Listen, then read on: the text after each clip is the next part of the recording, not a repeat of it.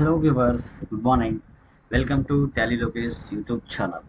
So guys, ఈరోజు Tally ప్రైమ్లో ఒక very important topic అనేది మీతో డిస్కస్ చేస్తున్నాను. సో అది ఏంటి సార్ అంటే, చాలామంది కూడా బ్యాంకుకి వెళ్ళి స్టేట్మెంట్ అనేది తెచ్చుకోవడం జరుగుతుంది. బ్యాంకుకి వెళ్ళి స్టేట్మెంట్ తెచ్చుకున్న తర్వాత మనకు కస్టమర్స్ అమౌంట్ మనకు బ్యాంకులో నెఫ్ట్ ద్వారా కానీ, ఐఎంపిఎస్ ద్వారా కానీ, ఆర్టీజీఎస్ ద్వారా కానీ మనకు చేస్తూ ఉంటారు. మనం కూడా లైక్ సప్లయర్స్కి నెఫ్ట్ కానీ, ఆర్టీజీఎస్ కానీ చేస్తూ ఉంటాం. సో మనం బ్యాంకుకి వెళ్ళి స్టేట్మెంట్ అనేది తెచ్చుకుంటాం, లేదా మనకు యాప్లో నుంచి డౌన్లోడ్ చేసుకుంటాం. ఆ డౌన్లోడ్ చేసుకున్న దాన్ని ఎక్సెల్లోకి ఎక్స్పోర్ట్ చేసుకొని ఆ ఎక్సెల్ రిపోర్ట్ని యాజ్ ఇట్ ఈస్గా మనము టాలీలోకి ఇంపోర్ట్ చేయాలి. ఎలా చేయాలి అనేది ఈరోజు మనకి మెయిన్ కాన్సెప్ట్. ఇక్కడ మీరు చూసుకున్నట్లయితే నా సిస్టంలో ఇప్పుడు నా కంపెనీకి సంబంధించి ఏప్రిల్ మంత్కి సంబంధించి కొన్ని కాన్సెప్ట్స్ ఉన్నాయి. ఇక్కడ చూడండి, ఇక్కడ date, narration, cheque or registration, reference number, value date, withdrawal, deposit, closing balance ఉన్నాయి. ఓకే, ఇది ఏ రోలో 1 రోలో ఉందన్నమాట. తర్వాత సెకండ్ రోలో వచ్చేసి ఇక్కడ మనకి యూపీఐ ద్వారా ఇచ్చారు, చెక్ నెంబర్ ఇచ్చారు, వాల్యూ డేట్ ఇచ్చాం, డిపాజిట్ అమౌంట్ ఉంది, క్లోజింగ్ బ్యాలెన్స్ కూడా ఉంది. ఓకే, ఒక్కొక్క బ్యాంకుకు సంబంధించిన ఫార్మాట్స్ ఒకలా ఉంటాయి, అన్నిటికి కూడా సేమ్ అయితే ఉండవు. ఓకే, ఇప్పుడు ఇవి అయితే డిఫరెంట్ పర్సన్స్ ఉన్నారు. ఇక్కడ శ్రీనివాసులు ఒకరు ఉన్నారు, ఓకే, గౌస్ ఆజామ్ ఉన్నారు, సో మైల్ స్టోన్ ఉన్నారు, పోగుల సుబ్బారావు ఉన్నారు. ఇలా ఒక్కొక్కరు ఒక్కొక్క రకంగా అమౌంట్ అనేది డిపాజిట్ చేసి ఉండొచ్చు మనకి, లేదంటే పేమెంట్ కూడా చేసి ఉండొచ్చు. ఓకే, ఇది బ్యాంక్ స్టేట్మెంట్. ఈ బ్యాంక్ స్టేట్మెంట్ని డిఫరెంట్ డేట్లలో ఉన్నాయన్నమాట. వీటిని యాజ్ ఇట్ ఈజ్గా మనము ఎక్సెల్లోకి ఏ విధంగా ఇంపోర్ట్ చేసుకోవాలి, ఎక్సెల్ టు ఇంపోర్ట్కి ఏ విధంగా చేయాలనేదే టుడే కాన్సెప్ట్. ఓకే, సో మీకు ఈ యొక్క ప్రోగ్రామింగ్ అనేది అవసరం అనిపిస్తే మీ టైం అనేది చాలా వరకు వేస్ట్ అవ్వకుండా విత్ ఇన్ షార్ట్ టర్మ్లోనే మీరు బ్యాంక్ స్టేట్మెంట్స్ని ఎక్సెల్లోకి ఇంపోర్ట్ చేసుకోవచ్చు. అందుకు కానీ ఈ ప్రోగ్రామింగ్ చాలా వరకు మీకు ఉపయోగపడుతుంది. మీకు ఇంట్రెస్ట్ అయి ఉంటే మీరు ఇమీడియట్గా నా నెంబర్కి కాల్ చేయొచ్చు. నెంబర్ డిస్క్రిప్షన్లో ఇస్తాను, కావాలనుకున్న వాళ్ళు చేయొచ్చు. ఇప్పుడు ఈ డేటాని ఎక్సెల్లోకి ఎలా ఎక్స్పోర్ట్ చేస్తానో మీరే చూడండి.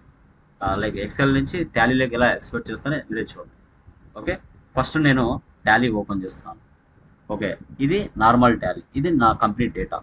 సో ఇప్పుడు ఆ బ్యాంక్ నుంచి నేను స్టేట్మెంట్ అనేది డౌన్లోడ్ చేసుకున్నాను. ఓకే, బాగుంది. దానిని నేను ఈ దీంట్లోకి ఏ విధంగా చేయాలో చూపిస్తాను. ఓకే, నచ్చితే ఈ ప్రోగ్రామ్ కోసం నా నెంబర్కి మీరు కాల్ చేయొచ్చు. Okay, done. సో ఇప్పుడు నేను ఏం చేస్తానంటే, ఫస్ట్ నా సిస్టంలో ఏమైనా ఓల్డ్ డేటా ఏమైనా ఉంటుందేమో ఒకసారి చూసుకుంటాను. టేబుక్లోకి వెళ్ళాను, ఆల్ F2 ఇచ్చేసి డేట్లు తీసేస్తాను. సో నా సిస్టంలో ఎలాంటి ఓల్డ్ డేటా అయితే ఏమీ లేదు.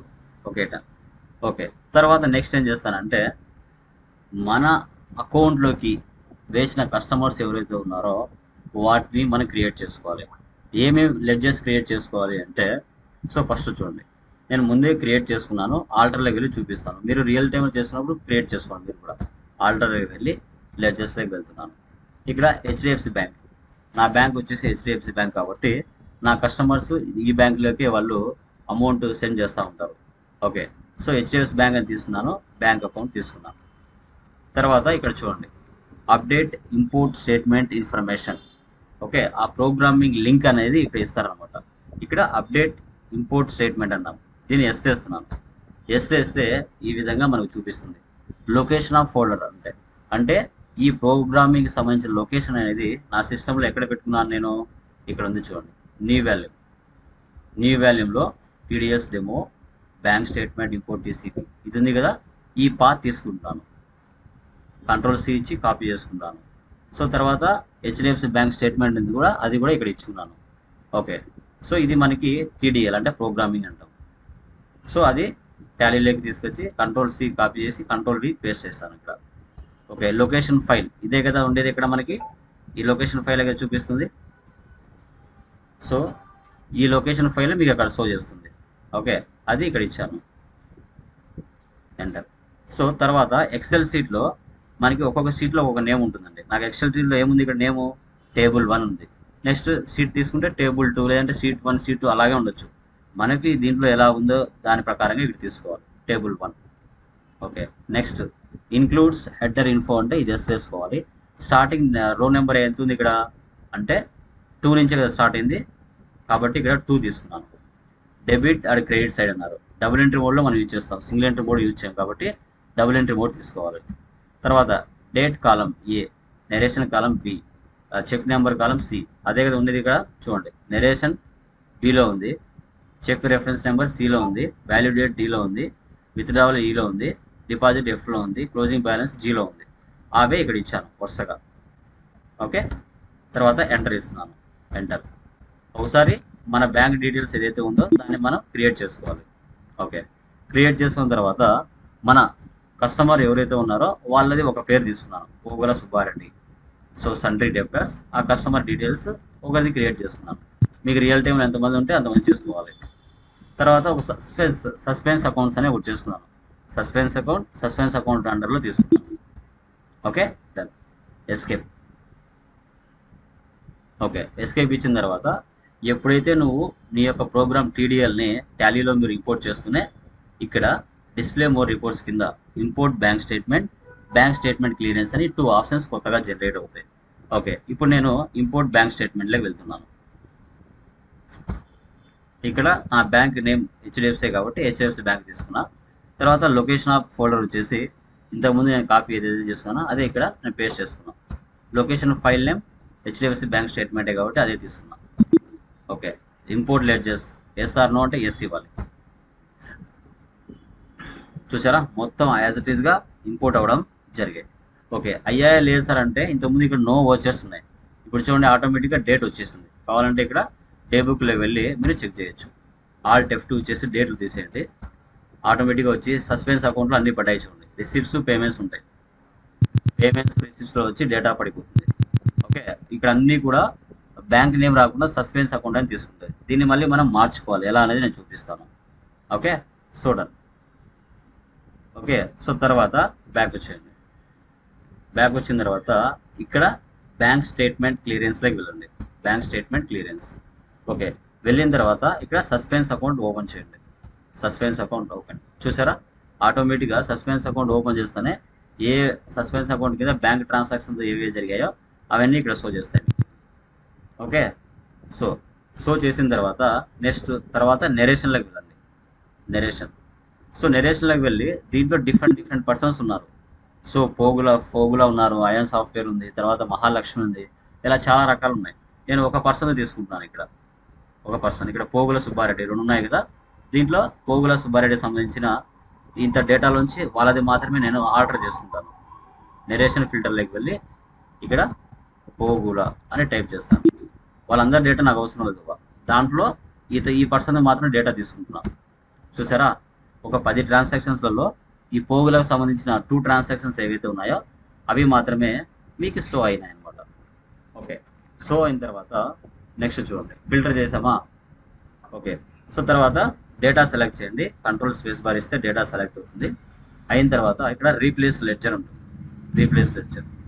ఓకే, ఇక్కడ ఎంటర్ ఇవ్వండి. ఇక్కడ వచ్చేసి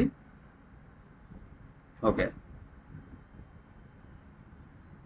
సస్పెన్స్ అకౌంట్, ఇక్కడ న్యూ లెడ్జర్ వచ్చేసి పోగుల సుబ్బారెడ్డి వచ్చేస్తుంది. Okay, enter. Alter voucher are you sure, yes or no, yes. చూడండి ప్రాసెస్ కంప్లీటెడ్. ఎంటర్.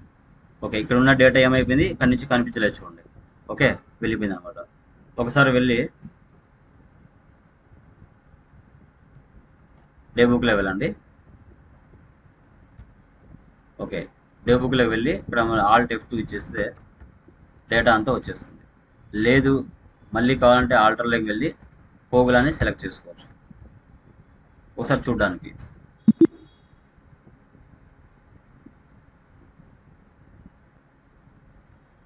కావాలంటే బ్యాంక్ స్టేట్మెంట్ క్లియరెన్స్లోకి వెళ్ళి కావాలంటే పోగుల సుబ్బారెడ్డి ఓపెన్ చేస్తే ఆ డేటా మాత్రం మీకు షో చేస్తుంది. ఓకే, చూడండి ఇక్కడ 6,500 ఒకటి, 10,000 ఒకటి, టోటల్గా 16,500 ఇక్కడ మీకు షో చేస్తుంది. ఓకే, సో డేటా అంతా ఎక్సెల్ డేటా మొత్తం మీకు ఆటోమేటిక్గా వచ్చేస్తుంటుంది. కావాలంటే కరెక్ట్ అమౌంట్ లేదా అనేది చెక్ చేసుకోండి. ఇక్కడ 16,500 వచ్చింది. ఓకే, ఎక్సెల్లోకి వెళ్ళి పోగుల డేటా ఎక్కడుందో చూడండి.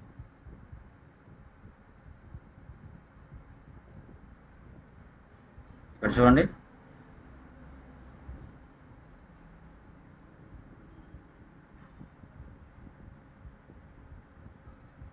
ఈ రెండు కలిపితే పోగుల స్టేట్మెంట్ ఇదే కదా. ఇక్కడ చూడండి, సమ్ వచ్చేసి 16,500 ఎక్సెల్లో, సేమ్ అదే డేటా 16,500 ఇక్కడ షో చేస్తుంది. ఈ విధంగా ఎక్సెల్లో డేటాని టాలీలోకి ఎంత ఈజీగా మనము ఇంపోర్ట్ చేసామనేదే మనకి టుడే కాన్సెప్ట్. సో ఈ ప్రోగ్రామ్ అనేది ప్రతి ఒక్కరికి చాలా వరకు ఉపయోగపడుతుంది. మీకు నచ్చితే 100% నా నెంబర్కి మీరు కాల్ చేయొచ్చు. ఈ టీసీపీ ఫైల్ అనేది మనకి ఎక్కడ మనము పోస్ట్ చేస్తాం సార్ అంటే, హెల్ప్లోకి వెళ్ళి టీడీఎల్ యాడాన్స్లోకి వెళ్ళి ఇక్కడ మీరు మేనేజ్ లోకల్ టీడీఎల్స్లోకి వెళ్తే ఇక్కడ మన టీడీఎల్ అనేది ఇక్కడ వర్క్ అవుతుంది. టీసీపీ ఫైల్స్ అంటారు. ఓకే, నచ్చిన వాళ్ళు కంపల్సరీ నాకు కాల్ బ్యాక్ చేయండి. ఇది చాలా వరకు ప్రతి ఒక్కరికి సీఏలకు ఉపయోగపడుతుంది, ఆడిటర్లకు ఉపయోగపడుతుంది. రియల్ టైంలో చేసే ప్రతి ఒక్కరికి కూడా ఈ బ్యాంక్ స్టేట్మెంట్ అనేది, సో లైక్ ఎక్సెల్ నుంచి టాలీలోకి ఎలా ఇంపోర్ట్ చేసుకోవాలనేది ప్రతి ఒక్కరికి ఉపయోగపడుతుంది. సో నచ్చితే నా నెంబర్ డిస్క్రిప్షన్లో ఇస్తాను, అదేవిధంగా థంబ్నెయిల్ మీద కూడా ఇస్తాను. ఇమీడియట్గా కాల్ చేసి మీ యొక్క ఈ టీడీఎల్ని తీసుకోవచ్చు అండి. ఓకేనా? So thank you very much. Me Tally Lokesh.